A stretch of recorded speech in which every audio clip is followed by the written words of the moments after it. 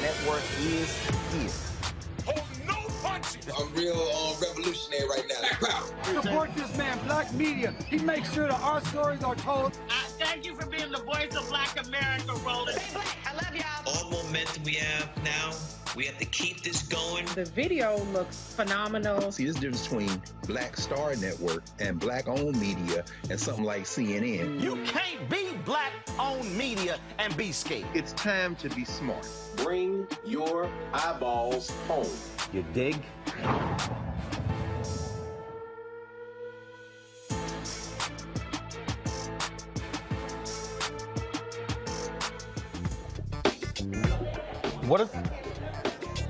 Hey folks, today is Friday, August 5th, 2022. Coming up on Roland Martin Unfiltered, broadcasting live from the NABJ-NAHJ convention in Las Vegas, right here on the Black Star Network. A judge is allowing a lawsuit regarding reparations for the survivors of the Tulsa Race Massacre to move forward. We'll talk with their attorney, Damario Solomon Simmons, right here about what that ruling means. A federal judge is blocking NFL coach Brian Flores from discovery in his lawsuit against the NFL. We'll tell you all about that. A huge jobs report comes out today. 528,000 jobs added last month. We'll talk to economist Dr. Bill Spriggs about what that means. Also, on today's show, in our Education Matters segment, we'll speak with Hayley Dashiell, who serves as the HBCU National Center Program Coordinator, to talk about student ambassadors at HBCUs. Folks, that and a lot more. It is time to bring the funk. I'm Roland Martin Unfiltered on the Black Star Network. Let's go. He's got it. Whatever the miss, he's on it. Whatever it is, he's got the scoop, the fact, the find. And when it breaks, he's right on time and it's rolling. Best believe he's knowing. Putting it down from sports to news to politics.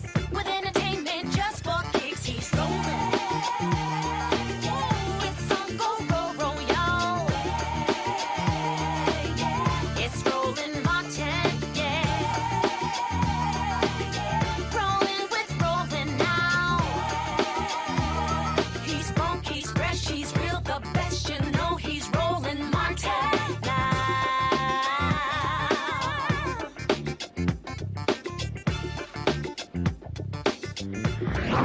Martin.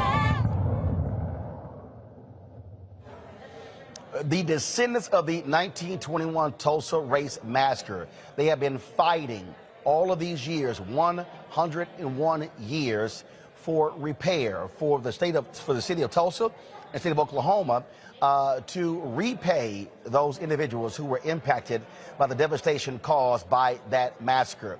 Well, now, finally, they get to move forward. On Tuesday, a judge signed the order. Tulsa County District Judge Caroline Walls signed the order saying that 6 descendants of the 1921 Tulsa Race Massacre can sue for reparations. Joining us right now is Damario Solomon Simmons. He is the civil rights attorney and founder of Justice for Greenwood. He joins us from Tulsa. He, of course, has been leading this effort. Damario, this is a huge decision.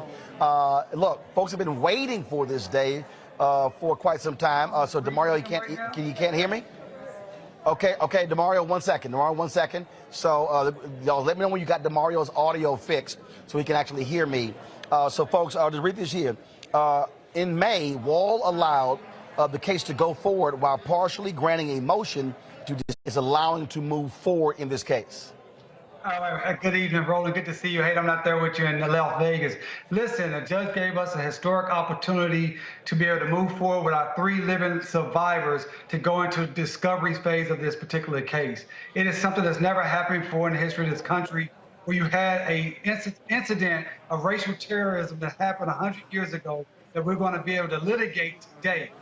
These particular 3 heroes are 108-year-old Rosa Viola Fletcher, you see her there with her 101-year-old brother, Uncle Red. Hughes Ellis, he's 101, and then we have 107-year-old Leslie Benefield Randall.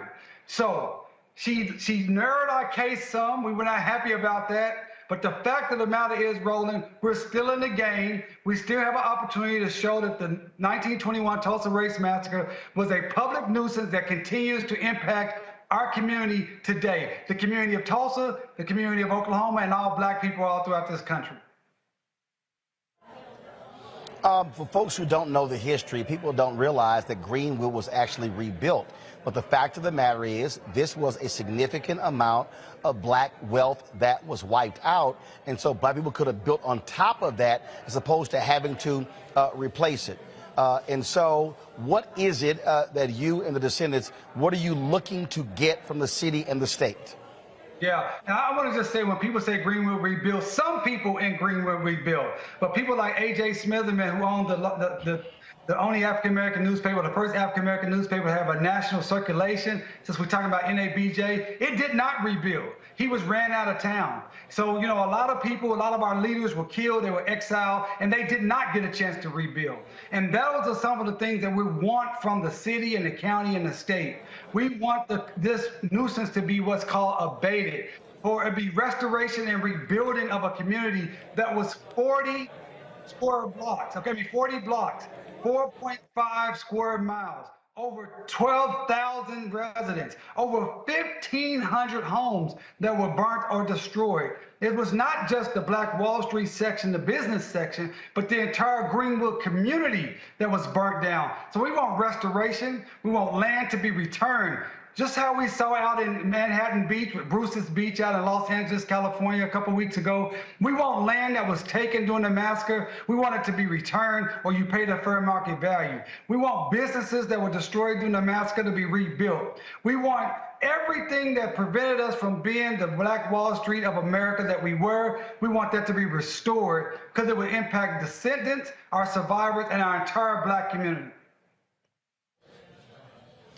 You have had Tulsa and the state supposedly make amends. It has been hit and miss. You've had what I say has been, you've had what I call performative politics, if you will, where folks want to say the right thing. Y'all have been saying, no, do the right thing. You've had the city build this museum where they want black folks and others to come visit from a tourism perspective, but they raised, what, $30 million for that, when they could have given that $30 million to the descendants. That's right, Roland. And they haven't done any amends for the massacre. They haven't paid one penny in reparations. They haven't rebuilt one business that was destroyed. They haven't given back any of the land that was taken. They haven't provided any of the scholarships that they were supposed to do. They've done nothing but enrich themselves off the exploits, off the blood and the terrorism that they themselves inflicted upon our community. Roland, you're right. They've raised over $30 million for a museum for what they call heritage tourism, but they did not give one penny of that money to the survivors, to the descendants, and we've called for that, as you know. We also call for them to the ongoing money that they're generating as they have gentrified Greenwood, and they're making money, millions of dollars now a year, based upon the Greenwood story. None of that money is coming back to the descendants. We think that's wrong. That is why we also have an unjust enrichment claim in our particular lawsuit, that we will have an opportunity. The judge said we can replead that. I don't want to get too technical, but we will also be putting that forward in this particular case. So those who want to stand with us, those who want to see justice, go to justiceforgreenwood.org. That is justiceforgreenwood.org. Make a donation, sign up for our newsletter, connect with us so we continue to get this, so we can get these victories. This is just the first step in a long journey. We have a long way to go. But with community people and people like you, Roland, we can get justice. And if we can win in Tulsa, we can win anywhere. But if we cannot win in Tulsa, when we have living survivors, we have video, we have pictures, we have records. If we cannot win here, then we cannot win anywhere. But together, we can get justice for Greenwood. We've seen other cases where we dealt with the issue of reparations, because what you're dealing with are direct descendants. And so talk about that. And so when we say descendants, and obviously, you know, your clients are very old. And so are they allowing, they're survivors, so are they allowing for others who are the grandchildren? All of our options of appeals, But we want to stay focused on what we did get in this case. But I'm glad you asked that question, because we do believe the descendants should be a part of it. We do believe that Bernard AME should be a part of it. But we're going to think about that as we move this portion of the case that we do have forward. You know, this is, I mean, look, this is historic. And what people don't realize, there were those before you who were working on this. I mean, this has been something that folks in Tulsa have been demanding since this happened. Absolutely. Roland, I'm standing on the shoulders of giants and greats and heroes and sheroes who started fighting for Greenwood the night we were invaded by the murderous mob. They fought for their lives, they fought for their property, they fought for their businesses. They didn't stop fighting even after the massacre. They started filing lawsuits days after the massacre. People like B.C. Franklin, Buck Colbert Franklin, John Hope Franklin's father. I stand on the shoulders of all those giants. I stand on the shoulders of my legal mentor, Dr. Charles Ogletree, and Johnny Cochran, and Michelle Roberts, and Eric Miller, and those fantastic lawyers in the early 2000s when I was just a law student and a baby lawyer, just happy to be around those folks. When we had that early lawsuit in the federal courts in the mid-2000s that was dismissed. I'm just simply standing on the shoulders of our community members who, into their dying day, said, we need justice. This is not a riot, this is a massacre. We need justice, we need reparations. And Roland, I stand together with this community today. When we had our hearing back in May, if you remember, Roland, it was packed. It was hundreds of people in the courtroom from all around this country and this community that came and stood and supported us. That's what it's going to take for us to get justice in Greenwood.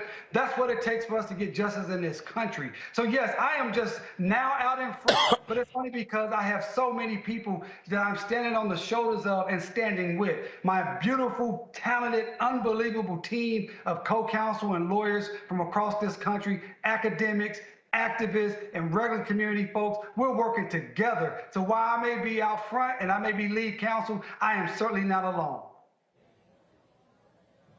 You mentioned Bruce Beach, and when you're talking about these legal battles, you obviously look to other places that serve as precedent. And so what other cases, are there similar examples that you're looking at to assist and help you in framing your arguments when it comes to Tulsa? You know, honestly, Roland, from the litigation standpoint, this is the first time a case of this in this fashion that we know of that has ever been filed asking for a public nuisance based upon an act of racial terrorism, a historic act of racial terrorism. So far as we know, this is the first time that this type of a case with public nuisance as a legal theory was able to move forward. And I'm not saying this is the first time someone has filed a case based upon the violation of our civil rights. Obviously that happens and been happening. But we had to be creative and figure out some way to get beyond the statute of limitations that really stops what should be cases that should be able to move forward. Because, Roland, what I always say, we got to remember in the United States justice system, or so-called justice system, it is about finality and not fairness. They're rather for something to be final and over than to get it right and be fair. So we had to utilize this particular theory of public nuisance, and I don't think it's ever been done before. But we look to places like Bruce's Beach as inspiration.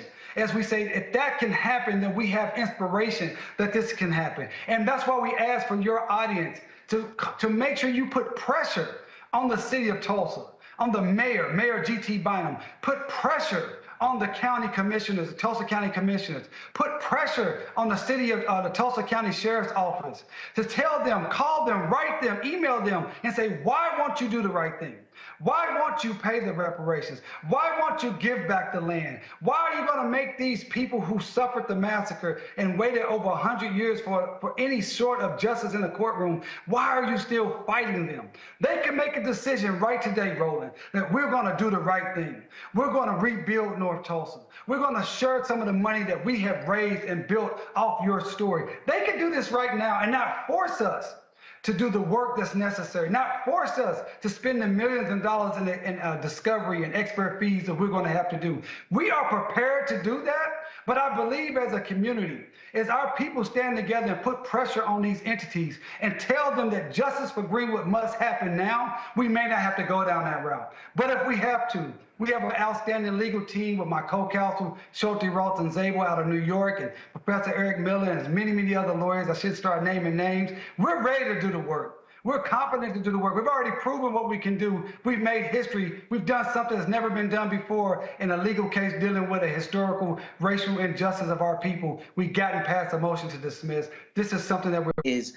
If the per capita values for Black families in terms of net worth and educational outcomes and all of the things that we know historically are disparate are the same in Tulsa, then it stands to reason that the government is going to have a very hard time showing that the city of Tulsa and basically white citizens, non-Black citizens, have benefited from this race massacre. So I think the way that they have styled this is brilliant, and I think that the evidence that will be marshaled through discovery is going to be really, really impactful in proving this case. I think the ultimate question, as he kind of alluded to, will be what does the government do with that? Because the evidence is undoubtedly going to be compelling.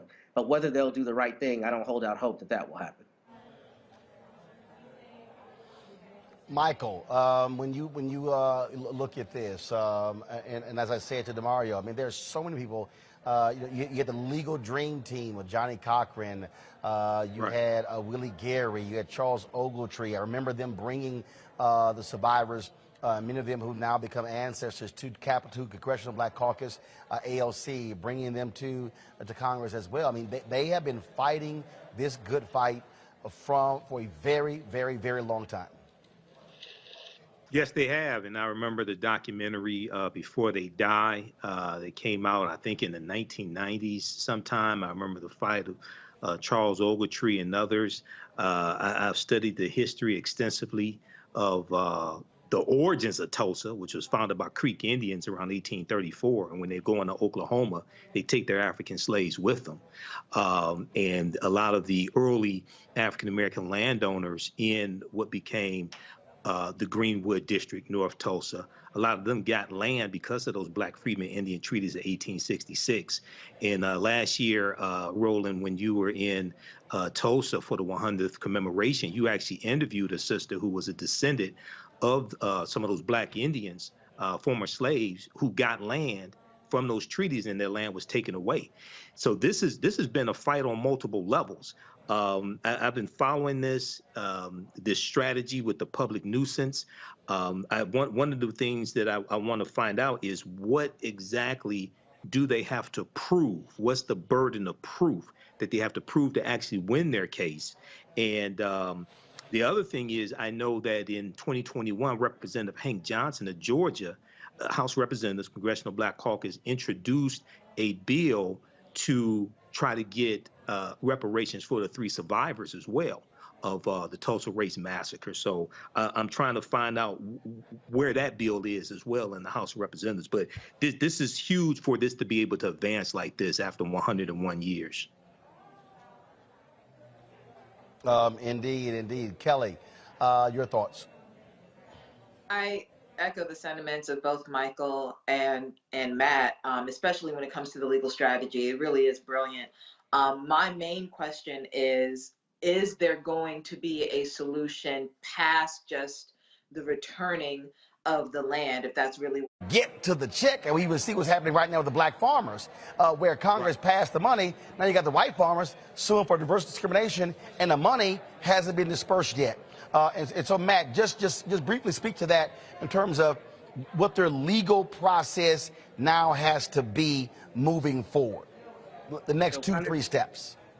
Sure. So kind of to speak to both Michael's question earlier and Kelly's, I think their legal process now through discovery is to be particularly incisive on asking all the important questions to determine exactly how much the city of Tulsa and the state of Oklahoma have benefited from this massacre, because they have to prove that the nuisance wasn't abated. And the way that they do that is they prove that the outcomes for Black people, particularly in that area, have been particularly disparate. And we know that they have, right? That's an easy argument to make because we see it around the country. But now I think it's a matter of social science data. It's a matter of per capita net worth. It's a matter of a number of different things that they can use to prove. And in fact, I actually think that makes this case maybe easier than it does than in some other cases, because it's wide open, the evidence that they can use and the ways that they can prove that the nuisance has been abated. I think the big question will be, what discretion does a jury have to award monetary damages for the imposition of the nuisance, and precisely what is that going to look at, because that going to look like, because that's really the big question for not only these 3 survivors, but for the symbolic importance of this in saying we're going to provide redress. What is that going to look like for this community? And the sad reality is no amount of money is ever going to be remotely enough. But this will be a good barometer for us to see what governments think this case is worth, and frankly, what citizens think cases like these are worth. So that's the next step, is basically to put together that evidence and through discovery to ask the questions to determine just how bad this nuisance has been since 1921. Is Damario still there? I saw the text y'all just sent. He wants to actually answer that. So if just bring him back quickly so he can actually answer that. So let me know when he is up.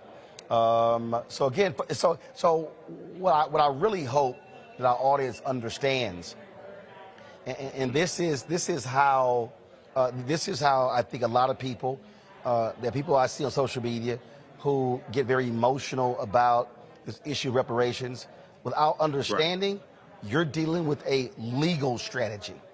You're dealing with a legal process. It's a political process, it's a legal process, and there's all of those things involved.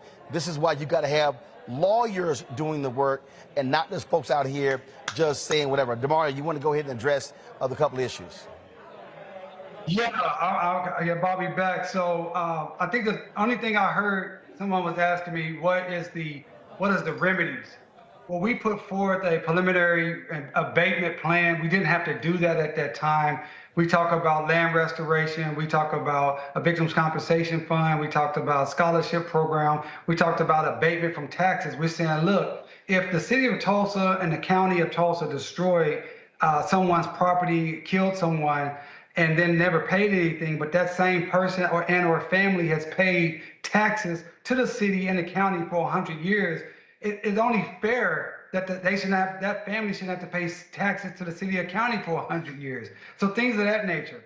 But our judge, and she has the right to do this, as the brother knows, as everyone knows, the judge can make the determination. She said she's not going to accept our preliminary abatement plan, and that we have the duty of coming up with something more or different as we go through discovery.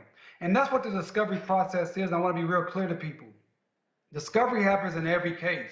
This is when we get the opportunity to take people's depositions on the oath, to get documents that we can review, and not only take the depositions of those who we are suing, but we're going to get the opportunity to work with some of the greatest experts from around the world. I'm talking about sociologists, psychologists, medical doctors, urban planning, actuaries, people that deal with real estate. It's really, really amazing, because not only is this powerful for us from a legal standpoint, but from a historical documentation standpoint, we only know about 5 to 10% of what happened during the massacre, because the perpetrators of the massacre, they have hidden the documents, hidden the identities, and hidden the true nature, barbaric nature of what they did. But through discovery, we will have access to documents never before seen. That in and of itself makes this effort worthwhile, but obviously we want to get redress. Wow. All right, then. Damario, we sure appreciate it, man. Thanks a lot. All right, peace. All right, then. So, folks, we will see what happens next in this case. Got to go to a break. We come back, more on Roland Martin Unfiltered. We'll talk the jobs report. Huge jobs reports. Everybody keeps hollering recession. Don't look like it. We'll break it down next. Folks, if you're watching YouTube and Facebook, hit that like button right now. Hit that share button. We should be easily past 1,000 likes. And also, if you want to support us in what we do, please do so. Download our Black Star Network app. All platforms, Apple phone, Android phone, Apple TV, Android TV, Roku, Amazon Fire TV, Xbox One, Samsung Smart TV, and of course, your dollars make it possible for us to do what we do. We appreciate every single dollar. Folks, we are behind. We are behind our tally last year by about $100,000. And so, as I said, if 20,000 of our fans contributes on an average $50 each, that's $4.19 a month, 13 cents a day, we easily hit our goal of $1 million each year. And so that's what we really need for you to do. And so, like I say, our goal, we're about $100,000 behind last year. So that means we need 2,000 of you to contribute. If you're watching right now and you have not contributed to Roland Martin Unfiltered, to the Black Star Network, this is your opportunity to do so. There are 1,200 of you watching on YouTube alone. There are others who are watching on Facebook, on Instagram, on TikTok, on LinkedIn, and all these platforms. And so your resources matter, folks. And so if you're watching for free, look, y'all, the equipment ain't free. Staff not free. Insurance is not free. And so please, we ask that you support us in what we do. You can send a check or money order to P.O. Box 57196, Washington, D.C. 20037-0196. Cash App is $RM Unfiltered. PayPal is R Martin Unfiltered. Venmo is RM Unfiltered. Zelle is Roland at RolandSMartin.com. We'll be right back.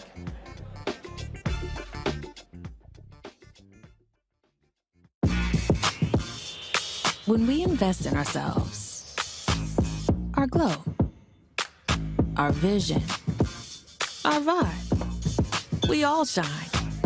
Together, we are Black beyond measure. Hi, I'm Dr. Jackie Hood Martin, and I have a question for you. Ever feel as if your life is teetering and the weight and pressure of the world is consistently on your shoulders? Well, let me tell you, living a balanced life isn't easy. Join me each Tuesday on Black Star Network for A Balanced Life with Dr. Jackie. We'll laugh together, cry together, pull ourselves together, and cheer each other on. So join me for new shows each Tuesday on Black Star Network, A Balanced Life with Dr. Jackie.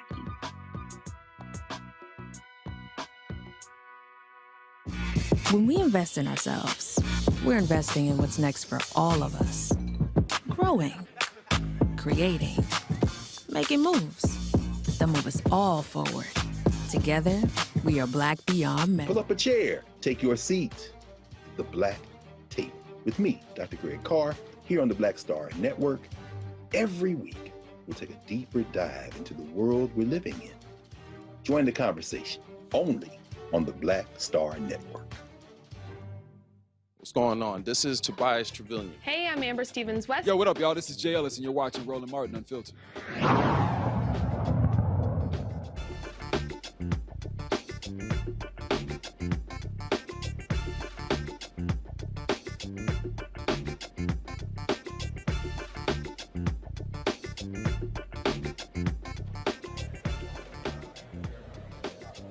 All right, folks, welcome back to Roland Martin Unfiltered right here on the Black Star Network. All right, folks, let's talk about the issue of abortion, and that is the Indiana House has passed a bill that would ban nearly all abortions in that state, sending that bill back to the state Senate to confer on House changes. House members on Friday advanced the near total abortion ban 62 to 38 with limited exceptions, including in cases of rape and incest, and to protect the life and physical health of the mother. The measure now goes to the Senate.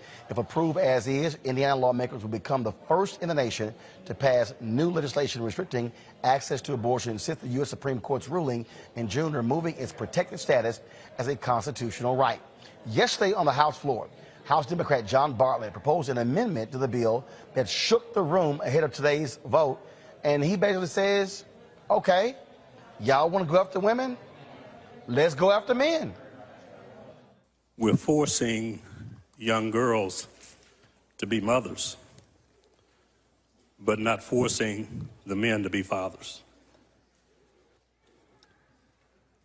This bill makes it illegal to prescribe, distribute, supply erectile dysfunction drugs or sexual impotency drugs. If, in fact, an unwanted pregnancy is an act of God, then impotency must be an act of God. I think that there should be some onus put on the men for these pregnancies. And I urge you to vote for this amendment. I will measure my comments just because I don't want to get in trouble. So at this time, we'll just leave it at that. Please oppose this amendment. Further discussion on the amendment. Some may think this is a joke, but it takes two people for a pregnancy to come about. And to put all the onus onto a woman, I just think it's unfair. Michael, I think it is important to have this conversation. You've got Republicans who want to go after contraception. Okay, fine. Let's deal with Viagra. I mean, what you're dealing with here are largely male lawmakers in D.C., in state capitals, who are behind these laws, but they don't want to do a damn thing when it comes to men and their penises. You're largely dealing with old white men, too. Some of them are younger, like Matt Gaetz, but you largely, who I call Sugar Daddy Matt Gaetz, a.k.a. the white R. Kelly. But you largely dealing with old white men, okay? So this goes back to what I was saying a couple weeks ago. So now what they're doing, we see they're going after contraceptives, Republicans going after contraceptives, and they're going after the abortion pill, things like this. And a lot of this has to do with white male patriarchy, misogyny, and wanting to have control over women's bodies, taking this back to before the 19th Amendment, taking this back to the 1800s. Actually, 1868 was actually referenced in Justice Alito's opinion.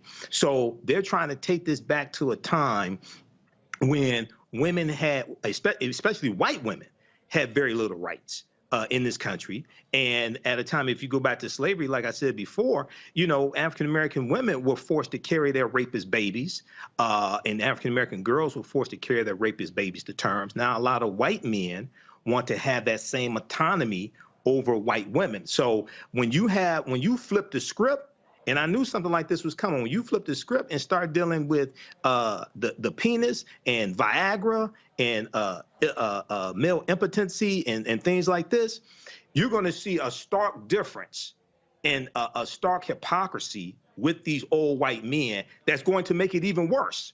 Because what we're seeing now, Roland, New York Times has an article about this from today or yesterday, how a lot of these Republicans like Mastriano and some of these other Republicans are trying to now moderate their staunch stance on abortion because now they have to go to the general election. They're the dog that caught the car, and now they really don't know what to do with it. So this is, there was a poll that showed how women's reproductive rights or abortion is #2 behind the economy when it comes to the 2022 midterm election. I think by November is going to be #1.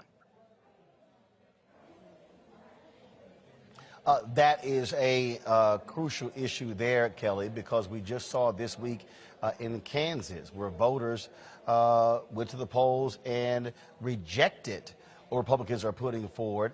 That has sent shockwaves across the country, but they were extremely smart in how they also marketed what the change of the Constitution could mean. And what we're now seeing, we're seeing 538 say Democrats could very well hold onto the House and the Senate. To Michael's point, we are seeing how significant the issue of choice is going to impact this election. In fact, yesterday, you look at the results in Tennessee, there were a number of hard right Republicans who lost elections in Tennessee. There is significant blowback, especially in the suburbs of this country.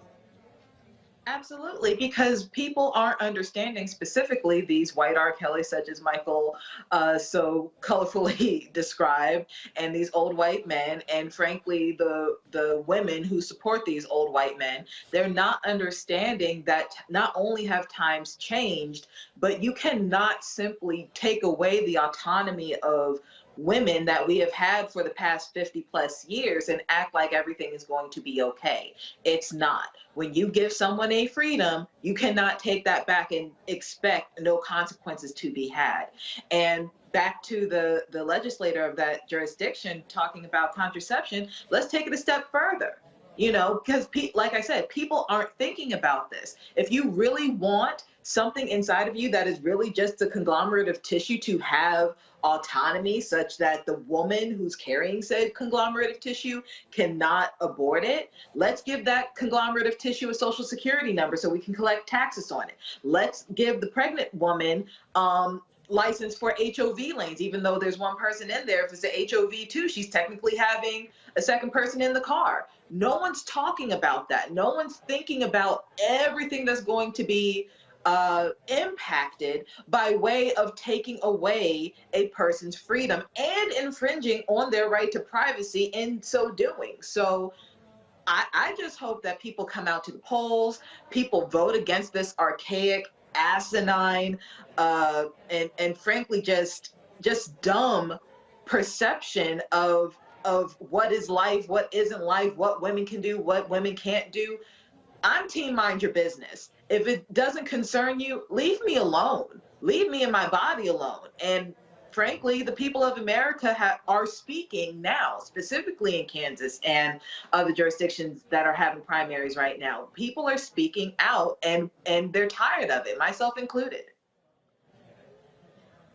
Matt, when you talk about this issue,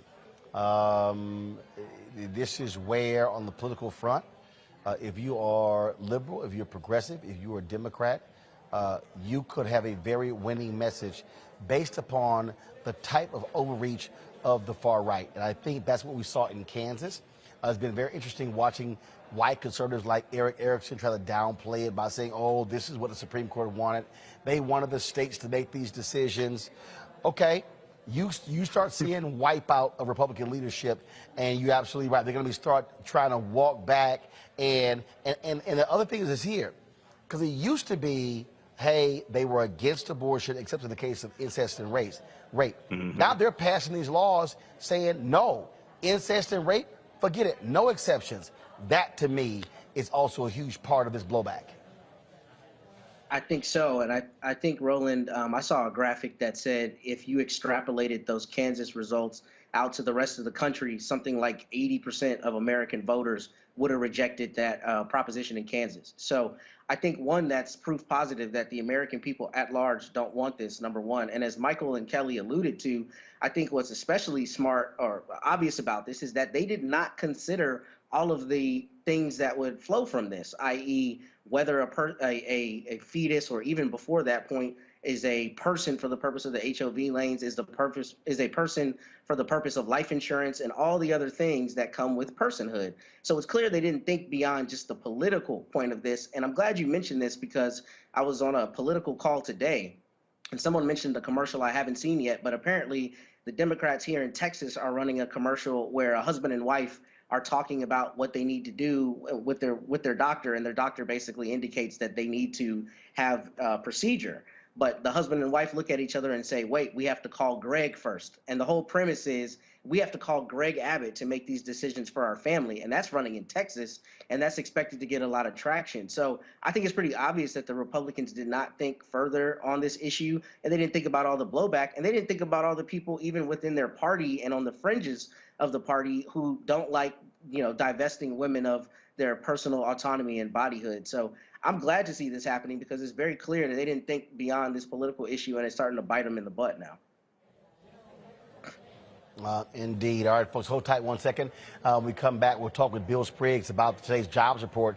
528,000 jobs added. That's a huge number. Boy, Fox News, they ain't happy. They sure want that number lower. You're watching Roland Martin Unfiltered on the Black Star Network. Don't forget, folks, hit that like button, hit that share button on YouTube and Facebook. Also, if you are watching, support us in what we do, and that is download our app, Black Star Network app, all platforms, Apple phone, Android phone, Apple TV, Android TV, Roku, Amazon Fire TV, Xbox One, Samsung Smart TV. And you can also support us with your resources. Folks, it is critically important.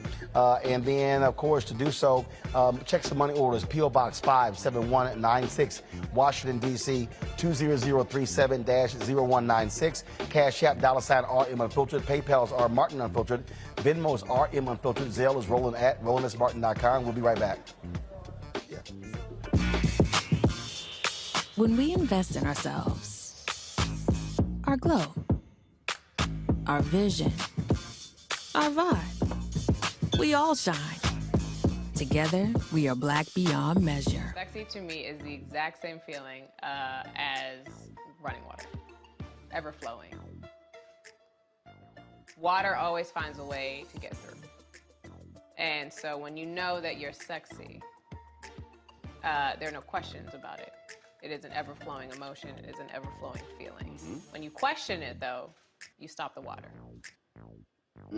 I struggle with this a lot, mainly because I've been told what sexy should look like, what it should feel like. As a model who did Sports Illustrated, you're told that this is what sells sexy, but then you travel the world and what's sexy to one person is not sexy to another person. I'm more of a mindfuck kind of person. How can you stimulate the brain? To me, that's sexy.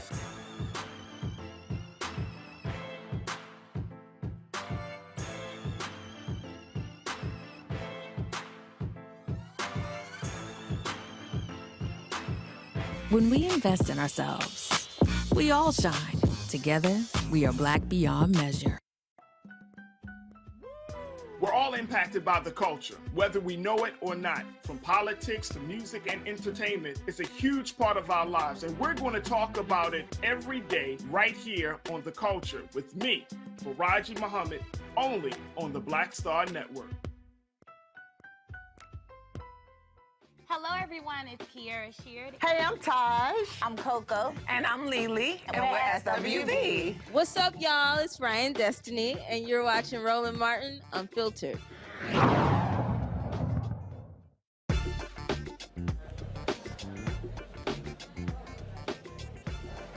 All right, folks, welcome back to Roland Martin Unfiltered. We are here in Las Vegas for the NABJ-NAHJ 2022 convention. We're here in the student projects room. This is where our students do work on the broadcast for the convention. This was an initiative when I was a national student representative, actually got passed. Sheila Brooks, she was the one who conceived the idea, but our board would not put the money behind it.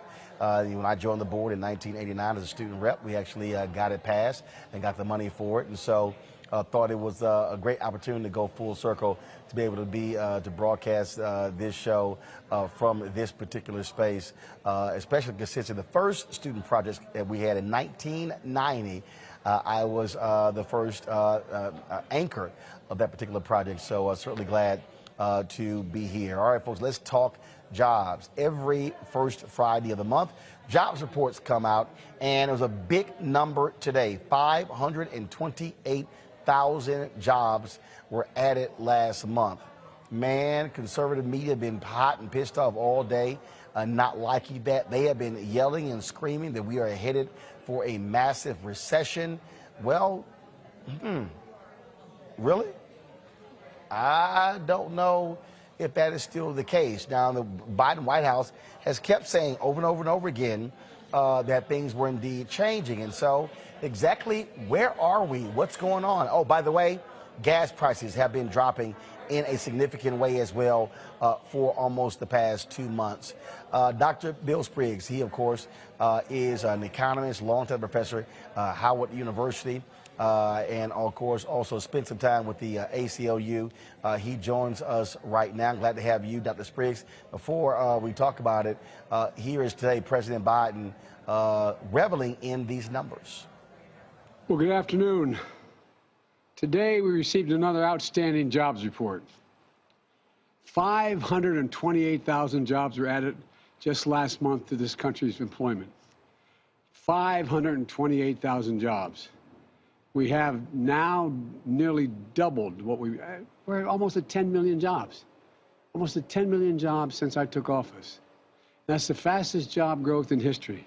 Today, we also matched the lowest unemployment rate in America in the last 50 years, 3.5%. Yes, 3.5%. Today, there are more people working in America than before the pandemic began. In fact, there are more people working in America than any point in American history. you know, what we're also seeing is something that just a few years ago, many experts said was literally impossible: the revitalization of American manufacturing. Since I took office, we've created 642,000 American manufacturing jobs in America. We've seen the biggest and the fastest job recovery in American manufacturing history since the 50s. And some people may have given up on American manufacturing, but the American people didn't, and I know I never did. That's why I made it, "Make it in America," that phrase, "Make it in America," the cornerstone of my economic plan. And today's report proves "Make it in America" isn't just a slogan, it's my administration. It's a reality. I've also made it a priority to bring down the federal deficit. After watching my predecessor every single year increase the debt, the federal deficit, every year for the 4 years he was in office, I said no more. The days of exploding federal deficits are over. Now, economists said we were going to have 250,000 jobs. It was double that. Bill, glad to have you back on the show. All of these people, the doom and gloom, oh my God, we're heading to a recession. What are you seeing? What are you seeing? Because you got Republicans who are hoping this economy tanks leading into November. Well, the jobs report shows that the economy is continuing to be strong, at least in the job market. It has a little cautionary note to it. We should be a little careful, because while the payroll number was a very huge number, we also do a survey where we ask households what's going on. That's where we get the unemployment number from. And the unemployment number was back down to its pre-pandemic level. We should be celebrating that. We have payroll back. We have unemployment back. This month for women, unemployment was down for all women, white women, black women, Hispanic women. We also saw that over the course of the year, because we had faster growth for women, we made up for what was termed the she session, because women lost so many jobs during the immediate part of the downturn. They made up for that. Plus, they have made gains in higher wage industries than where women were before. Construction, durable goods manufacturing, warehouse and transportation, wholesale trade, utilities. These are higher wage industries than where women normally are. But the cautionary note is this: over the last 3 months, job openings have been falling. And for the last 3 months, Black workers have been showing us that it is harder to find a job.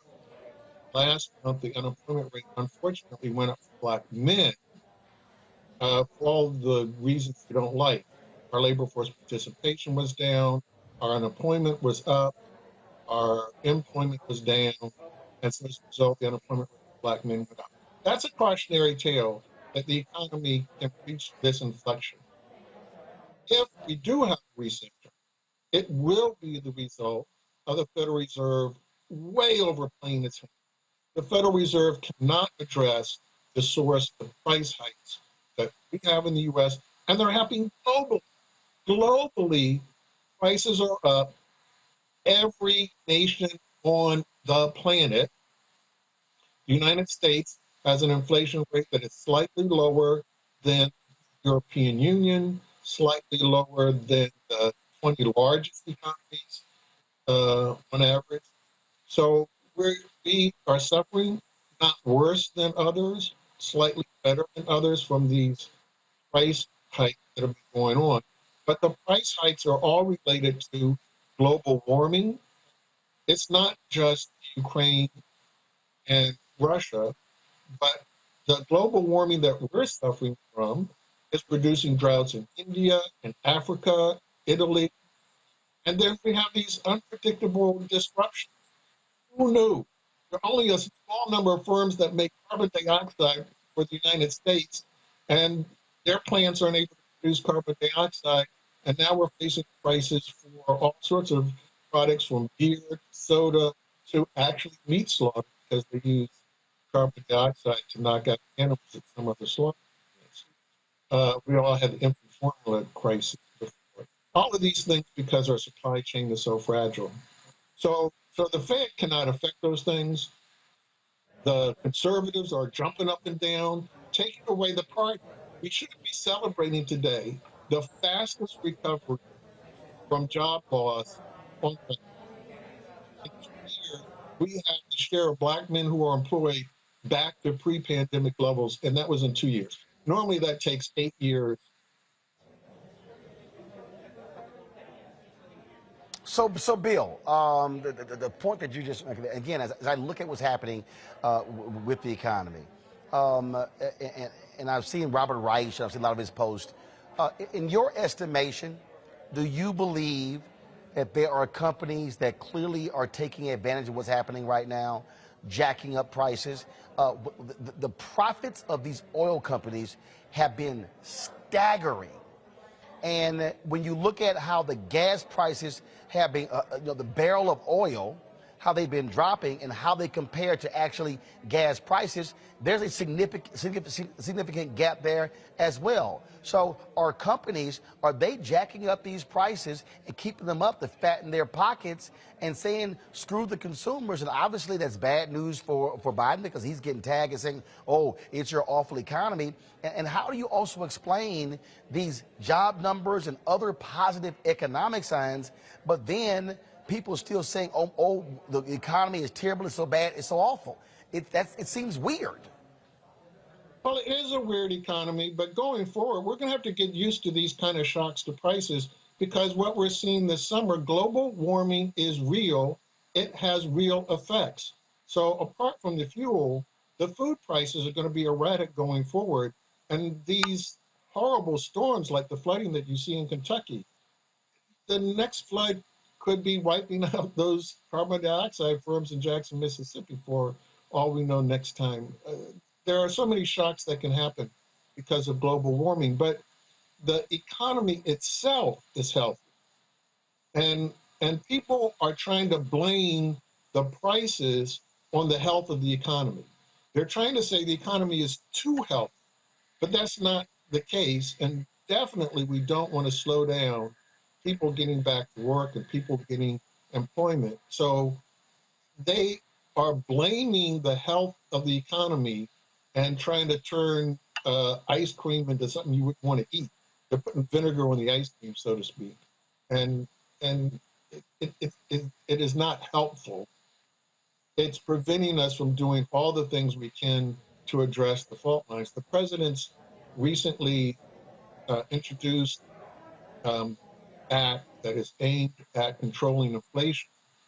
That act does address some of the underlying forces that we know were problems. We have to address chips, which Congress just passed legislation to make sure that we can get these smart chips so we can keep up manufacturing of automobiles. Everything that we buy now has smart chips in it. You need to keep healthcare costs down. Everybody knows that prescription drugs are robbing them every month from increases in those prices. That legislation controls the price that elders will pay for prescriptions, and it will give us a chance to put the genie back into the bottle, where these drug companies thought that they had the right to just any price they wanted. We're supposed to print money for them to meet their price. We're going to put rationality back. That's really important. So there are some key things that are going to make things better. Speaking of the companies profiting, we're going to finally have a global minimum tax agreement that's been agreed to internationally. We're playing our part in the U.S. That legislation ties that in. So in the past, yeah, Shell and Mobil and all of the rest of them, they would have a boom year like this, and then they would pay no taxes because they were carrying back losses from when the economy was worse, and they would get away with no taxes. You go, how did they make billions of dollars and pay no tax? So this is going to assure that every billion-dollar company pays a fair share of taxes to every country, not to allow companies, to go escape, claim that, we're really Irish. We don't need to pay American taxes. We're really not American, even though every patent we hold is an American patent. Got some questions for our panelists. Let's go right to them. Michael M. Hotep, you're first. Your question for Bill Spriggs. Dr. Bill Spriggs. Hello, Dr. Bill Spriggs. Good to talk to you again. Question for you. Looking at the jobs report, we see that inflation is declining a little bit, according to the Washington Post, and also we see a healthy job number.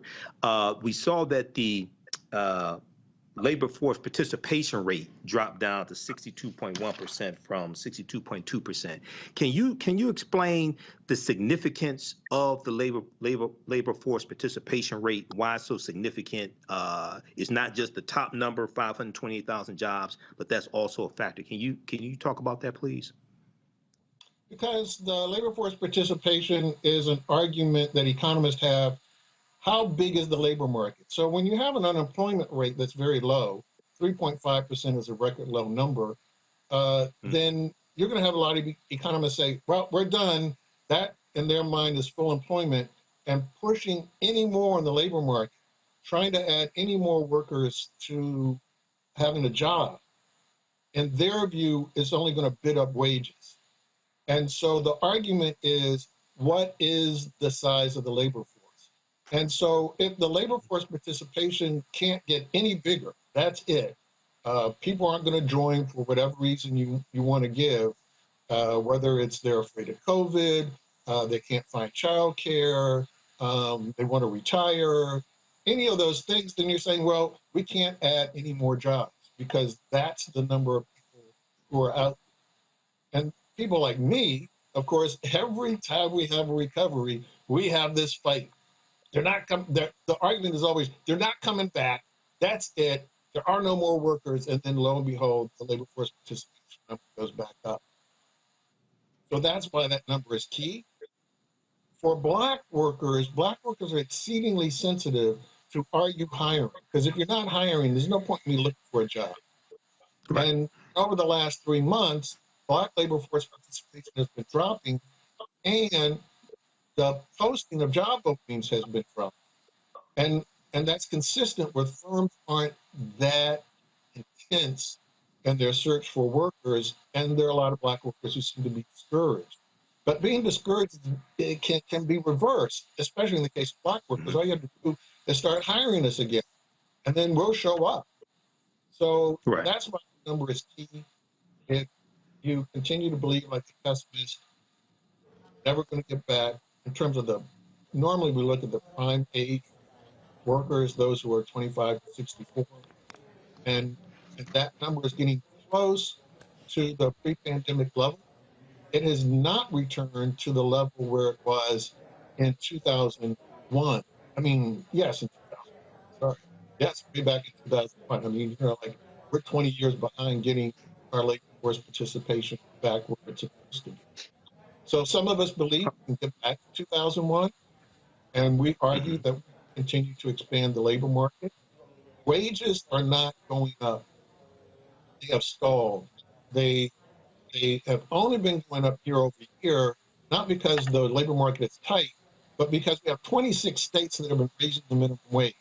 So if you look year over year, then you're going to see a big jump because you certainly see the effect of these minimum wages. But as you look month to month, or you look, like a 6-month window, then you see that wages aren't really going up that fast. They're going up around 4%, which is consistent with the healthy labor market. Only problem for workers is that prices are going up 8%. Right. So 9%. The ability to purchase has been falling for workers. And so it's this whole issue. Are wages being pushed up because the labor market is too tight? Are any more workers to come back? Or are they all gone? How sensitive are workers to actual labor market conditions? All of these are the things that we look at for signs whether there's more room for the labor market to continue to expand. I would argue that there's still space left. Black labor force participation can go back up once hiring picks back up again at a faster rate. That's give heartburn to people who didn't like this 500,000 job came. But there's still room for more people to get a job. All right. All right, let me go to Kelly. Kelly, your question for Bill. Kelly? Sure. So really quickly, of course you see in the news and the like, even though this jobs report came out today and it's great, you know, people should be happy about that. The narrative is still we are entering a recession.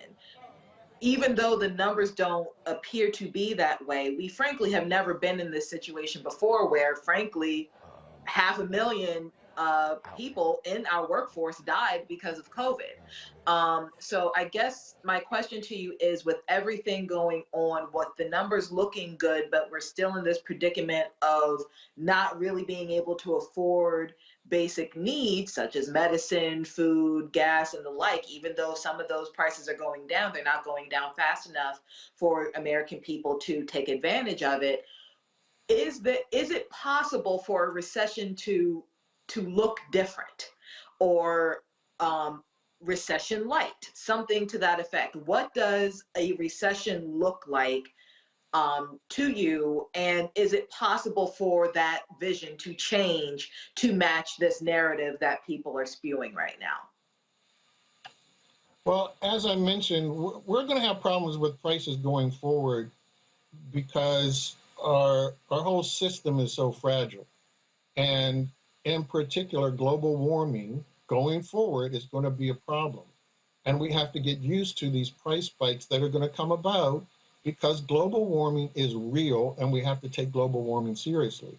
That's why the Inflation Act has a big component for us to finally commit ourselves as an economy and as a nation to do something about global warming, which we have already apparently passed the red zone for, even though environmentalists want to tell us we still have some time to go.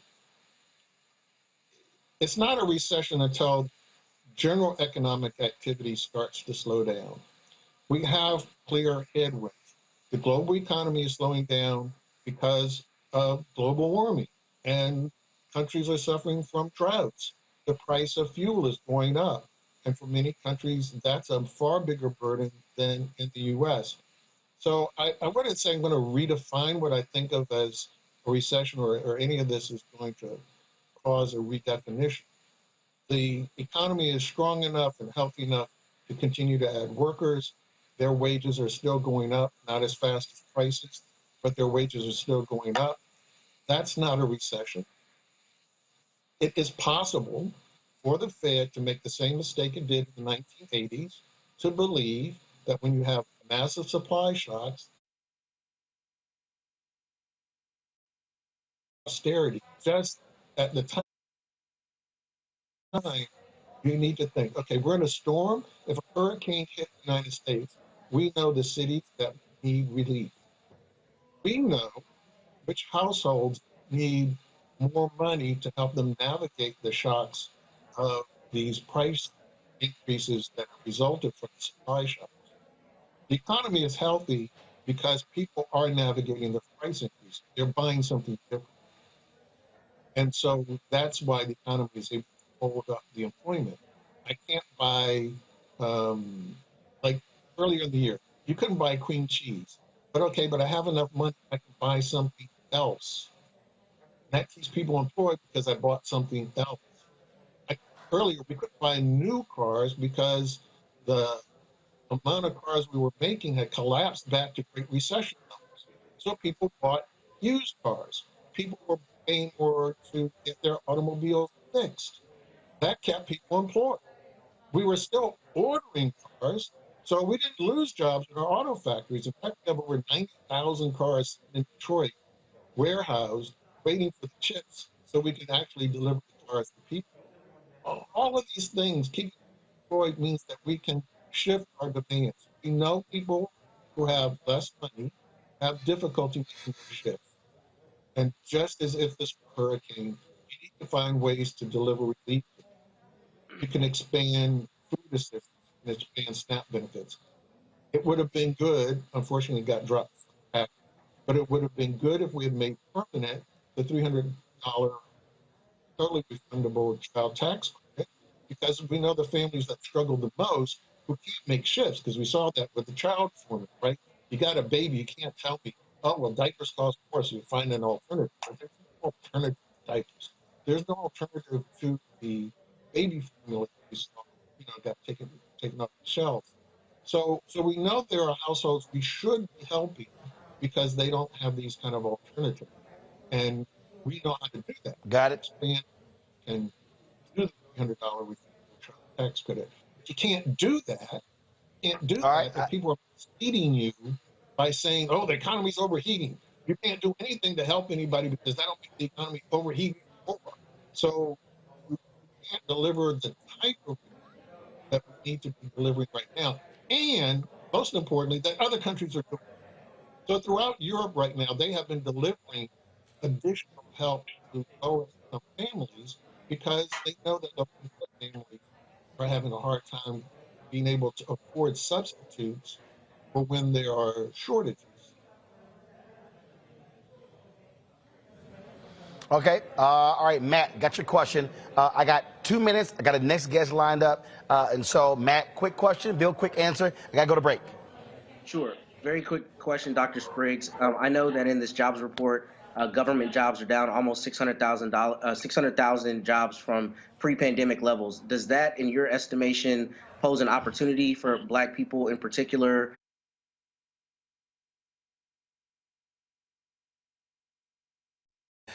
Thanks a bunch.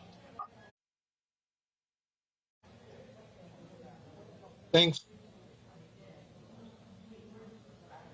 All right, folks, got to go to a break. We come back, our Black and Missing. We also tell you what's happening latest with the lawsuit of Brian Flores in the NFL, as well as some other news. Folks, don't forget, we need all of you, you're watching YouTube, hit the like button, y'all. We should be at 1,000 likes already, okay? Why am I asking y'all for the second time? Hit the doggone like button. This is real simple. We had a little more than 700. It's 300 more to go. Just hit the button. It's real simple, okay? Same thing on Facebook. Hit the share button as well. Folks, download the Black Star Network app, please. We need to have way more downloads. This allows us to be able to build our capacity with our app to be able to, when we go to our advertisers, be able to show what our downloads are and show what our viewership is. And so Apple phone, Android phone, Apple TV, Android TV, Roku, Amazon Fire TV, Xbox One, Samsung Smart TV, that's all the apps. You also can support us. Trust me, folks, I'm telling you, we are $100,000 down behind from where we were last year. We appreciate every dollar. If 2,000 of you contribute $50, that means that, which is all we ask for the year. That's $4.19 a month, 13 cents a day. Keep in mind, you're getting this show 2 hours a day. You're getting Faraji Muhammad show 2 hours a day. You're getting Deborah Owens' Wealth Building show on Monday. Dr. Jackie Hood Martin's Wellness Balanced Living show. You're getting Greg Carr's Historical show. You're getting Stephanie Humphreys' The Pivot show. You're getting Rolling with Roland, our interview series with some phenomenal folks. We've got great interviews coming up. Sally Richardson and Flexi Alexander. We have Ray Chu. We got so many folks who are coming up. Again, Laz Alonso, Michael Ealy. Folks, you're getting all of that. I'm purposely not charging people a subscription. And so what I want to do, I want August to be a $100,000 month. I want 2,000 of our fans contributing, hitting that $50 number. Trust me, that is crucial for us to continue to do and build what we're building. Folks, I'm here at NABJ. And listen to me. I'm telling y'all, and I'm working on this right now.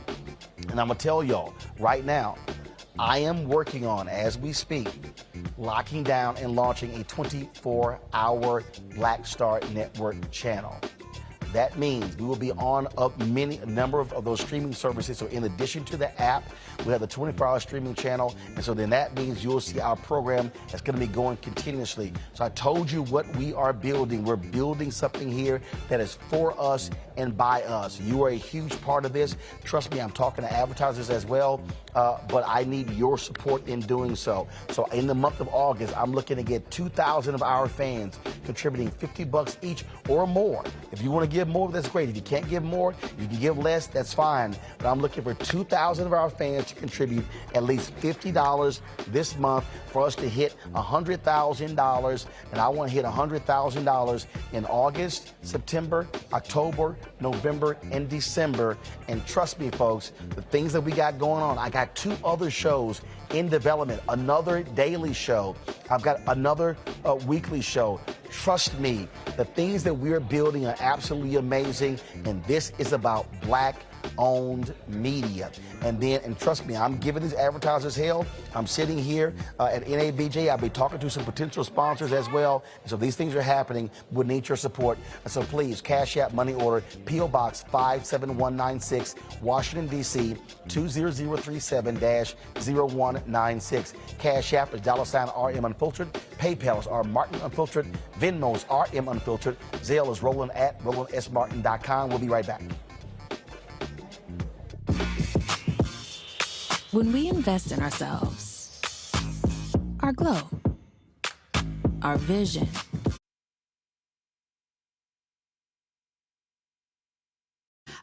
where's our dance? It's like we get a dance in every time I see you. And so now you're not here for me to dance with, sir. You and your ascot. I need it. I need that in my life right now. Okay, I love you, Roland. What's up? I'm Lance Gross, and you're watching Roland Martin Unfiltered.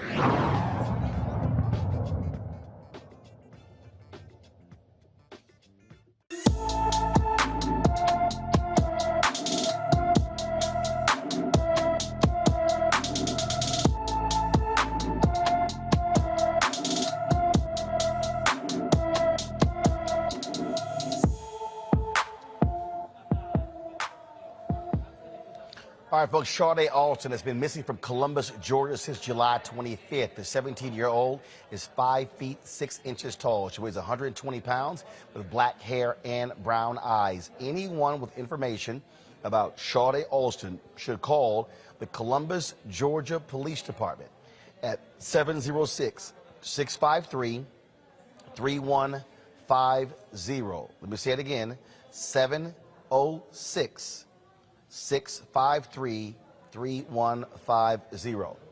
A city in California has reached a settlement with a wrongfully arrested black man. Folks, first of all, the city of La Mesa, California has agreed to pay Amari Johnson $125,000 in a lawsuit filed by Johnson that former officer Matthew Diggs used excessive force and wrongfully arrested him. Before a settlement was set, U.S. District Court Judge Jeffrey Miller dismissed the case set for a trial in mid-November. The city will pay $50,000 of the settlement, while their insurance will cover the remainder.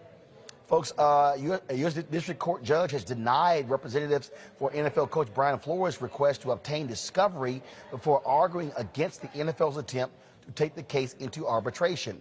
Flores sued the NFL and several teams for racial discrimination against minority executives, including himself. In a statement, Douglas H. Wigdord and John Elefakaris, Flores' attorney, stated, "We are confident that we will defeat the efforts of the NFL to move this matter into a private and confidential arbitration behind closed doors. It is obvious that the NFL is trying to hide behind the arbitration process and avoid public scrutiny of the racial discrimination and retaliation claims we have brought. If they are confident in their defenses, they should let the process play out in court so the general public can see. The response to the motion is due to be filed by August 19th. The reply from the NFL and the teams that have been sued is due on August 26th. A family in South Carolina has filed a federal lawsuit on behalf of their loved one who died in custody at Alvin S. Glenn Detention Center. 27-year-old LaShawn Butler was arrested and taken to jail for traffic violations on January 31st. Butler was found dead on the floor of his cell covered in rat bites. A coroner ruled his death a homicide, with the cause being dehydration. The lawsuit says Butler was denied medical care and was in a mental health crisis when he was arrested. 2 other inmates have died at this facility this year. And folks, here's a sad case of flying while black. 2 Sudan-born American men were speaking and texting in Arabic when they were removed from their Alaskan air flight 2 years ago. Another passenger alerted the airline staff of them utilizing their native tongue, and the staff member forced them off the plane.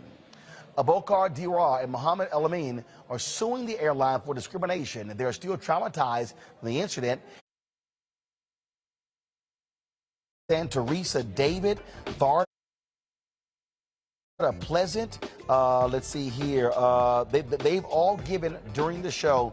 And so, again, everybody who gives is going to get a shout out on the show as well. And so, again, we want to get, let's see here. Also, let's see here. Hold on. Joyce Johnson just gave on Zelle. And so, again, we're going to be tracking these, giving you a daily update. Again, 2,000 people, $50 each. You want to give more, that'll be great. And less number of people, you give less. We understand, but the goal is to hit $100,000. 2,000 people times 50 is 100,000. Folks, it's $4.19 a month, 13 cents a day. That's all it costs. But this is about us being able to grow this platform and build something amazing.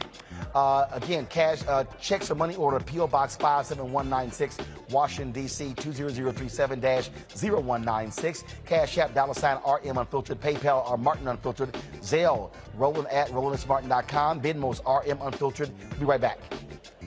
Sexy to me is the exact same feeling as running water, ever flowing. Water always finds a way to get through. And so when you know that you're sexy, there are no questions about it. It is an ever-flowing emotion. It is an ever-flowing feeling. When you question it, though, you stop the water. I struggle with this a lot, mainly because I've been told what sexy should look like, what it should feel like. As a model who did Sports Illustrated, you're told that this is what sells sexy, but then you travel the world and what's sexy to one person is not sexy to another person. I'm more of a mindfuck kind of person. How can you stimulate the brain? To me, that's sexy.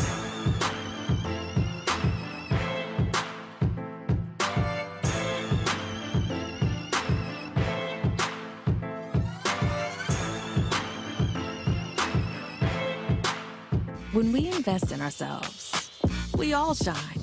Together, we are black beyond measure. We're all impacted by the culture, whether we know it or not. From politics to music and entertainment, it's a huge part of our lives, and we're going to talk about it every day right here on The Culture with me, Faraji Muhammad, only on the Black Star Network. When we invest in ourselves, we're investing in what's next for all of us. Growing, creating, making moves that move us all forward. Together, we are black beyond measure. Hi, I'm Vivian Green. Hey everybody, this is your man Fred Hammond, and you're watching Roland Martin, my man, Unfiltered.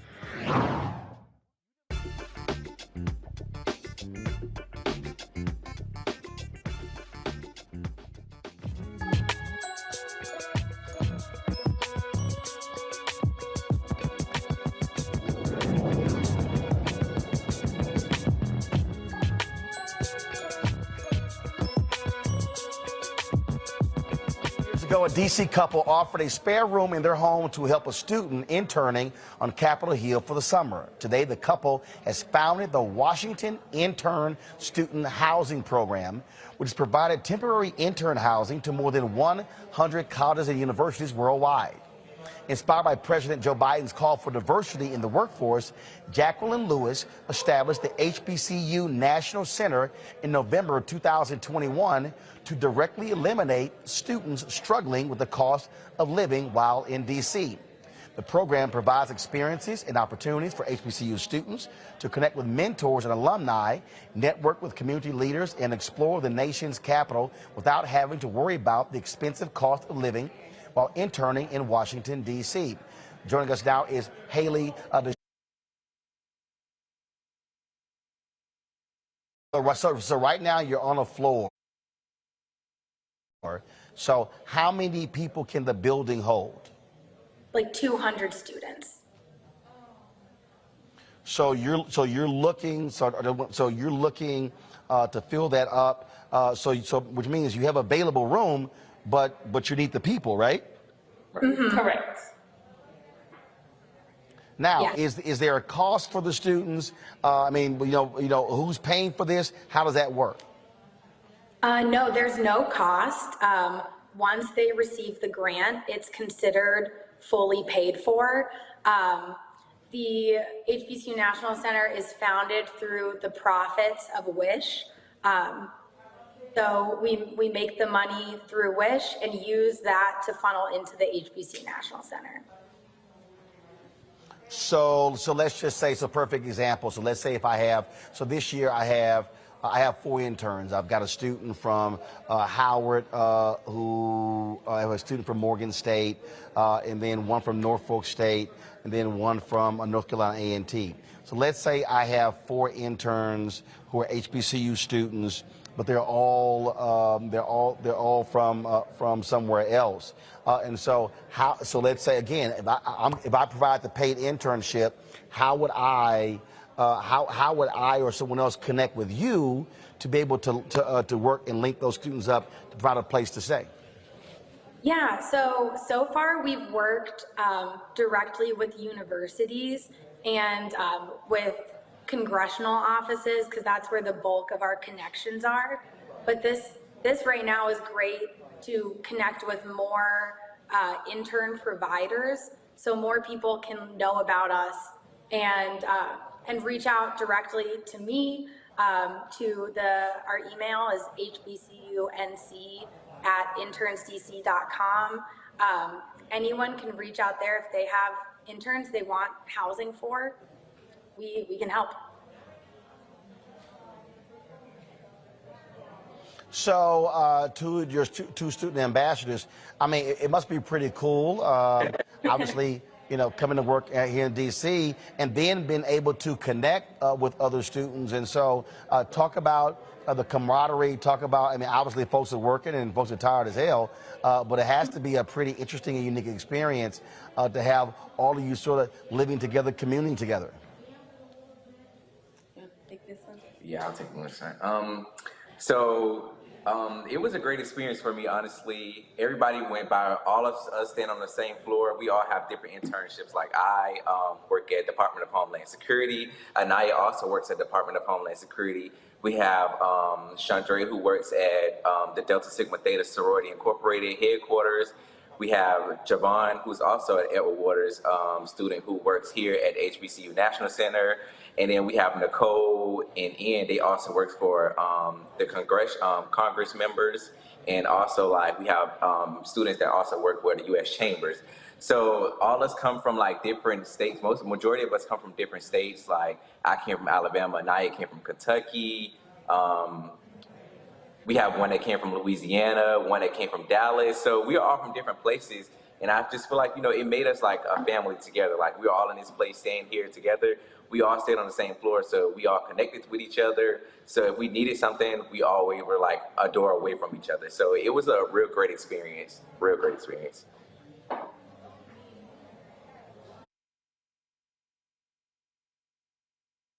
Pay for housing, pay for food. That's one of the reasons why the internship pool is so white.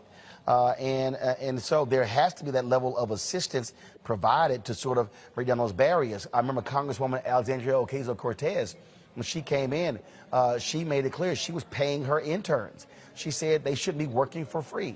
And so that also is crucial. Right, and I just, you know, even within the HBCU National Center, when you go on our website, we have like different resources for students also to apply for internships for like the United States Senate, you know, we have like White House scholars who's also part of the program. We have we have students who also, we have that resources on our page also for you not to only get that free housing, but also for you to earn it or get an internship within the Congress and the Senate. I would agree. Our biggest challenge so far. I mean, I'm sorry. Go ahead. Okay. I was saying one of our biggest challenges that we've noticed is working with universities to find those students that want to come to DC and actually intern. That's been our biggest challenge, probably why we haven't been able to get the amount of students that we want, but our numbers have increased from the first class where it was 6 of us, and then the spring, and now we're up to 12. So yeah. We're making slow but sure progress. And I think to your point that students can't afford it, so they don't think of it as an option. So kids aren't thinking, oh, I want to go to DC for my spring semester because it just is financially out of the question. So we also are doing constant outreach to career centers at universities. So the kids there, they can do outreach to their students and say, you can go to DC. We have this thing to help you get there. So look, we're going to make it easy for y'all. Bottom line is we got people who are watching this show. We're going to help spread the word. I've got 3.7 million social media followers. So we'll push that out. Don't be shocked and surprised if you get some inquiries. Because I just think this is a great idea. And again, Jackie Lewis, this is awesome what they are doing. And more people should be aware of this because, yes, this does. Look, at the end of the day, the reason HBCU students don't think about it, because the first thing they factor in, man, I can't afford to actually go live there. Now, last question for you. Is it for any internship in the nation's capital? Obviously, Sidney worked with my show, so it's not limited just to on Capitol Hill, correct? Yeah. Correct. You can intern anywhere. Like me and Mashawn said, we both intern for Homeland Security. Sidney interned with you. If they have any internship here in DC, they're able to stay with the HBCU National Center. Wow, that is absolutely awesome. Again, I love it. This is a great idea. We'll push this thing out. I appreciate y'all housing Sidney. Hopefully she learned something in her internship. Today's actually her last day. She's here in Vegas. She's behind the camera. Sidney, walk out here. Congrats, Sidney. We miss you. So, all right, Sidney, you can wave at everybody. So y'all, so this is. Hold on, you got to bend down, Sidney. You didn't zoom the camera out. She's working the camera, and she didn't zoom the camera out. I went to Bowie State, so my proximity to DC was, a lot closer than other HBCUs. So I was lucky in that regard, but it was still really difficult trying to find one and also securing the necessities that I would need in order to keep the internship. So I can only imagine what it's like for students, now who live further out with likely fewer resources to try and fulfill their dreams of working on the Hill or just working in DC in general. Programs like this are vital to students at HBCUs, and I'm happy that it exists. I wish I knew more about what exactly they need to sustain this program and to expand this program, because they need all the help that they can get. Because what I would love to see is it being fully funded between, like a stipend for transportation, housing's covered. What about food? What about other needs? Because things are more expensive in DC than, say, southern states and the like. So I would love to see something where the student is covered in a holistic point of view, like 100%, where they don't need for anything. But this is a fantastic start, and I'm extremely proud of those who started this program because it really is needed. Michael. Yeah, Roland, this is something that's fantastic. I had not heard of this before today. And I think this is something that really has to be funded and expanded, because this can help to level the playing field so that we have more African Americans who are congressional staffers. Because if you can become a congressional staffer, you can learn how Congress works, the House of Representatives, the U.S. Senate, then you may actually run for Congress. You may run for the House of Representatives, especially the U.S. Senate, because the Senate is 95% white. So if you can get in there as a college student and learn how things work, get relationships, make friendships, things like this, this can help level the playing field. You're correct. The reason why the congressional staffers are so white, a lot of our people can't afford to go work for free. So this is really important. Matt, close us out. I had the benefit of interning on Capitol Hill when I was a freshman at Howard, and it was formative for my career. I think Michael's 100% right, because it was so important in demystifying how things worked, and I had the benefit of working for a Black member, and it was just a formative experience for my career. So what I want to suggest to them, if they are still listening, is to reach out to all the respective HBCU alumni associations, because I think there are so many alumni in those ranks who would not only want to donate, but who have found it to be formative, their own internship experience in DC and otherwise, and understand the import of it. So I think that connection can just further buttress what they've already done, but I think it's an extraordinary program. All right, then. Folks, I appreciate it. Matt, Michael, Kelly, thank you so very much for joining us. Folks, that is it from NABJ-NAHJ convention here in Las Vegas. Thank you so very much. Real quick, in the studio at home, I need all of the interns caught in front of the camera right now. So I already showed Sidney. So you got 3 interns who are back at the office. Get out to the studio right now. Get out there. Let's go. Let's go. Move it, interns. Move it. Anthony, y'all probably didn't turn the lights on in the studio.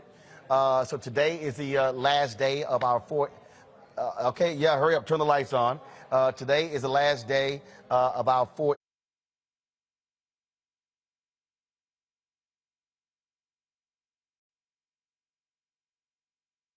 You got a little alpha wristband. How you, man, I'm gonna have to explain. I wore a wristband, I wore a lanyard, and I wore a couple t-shirts. I'm gonna have to let you know. You're gonna have to do better, Frat. You're gonna have to do better than that. Okay, you gotta represent a whole lot better.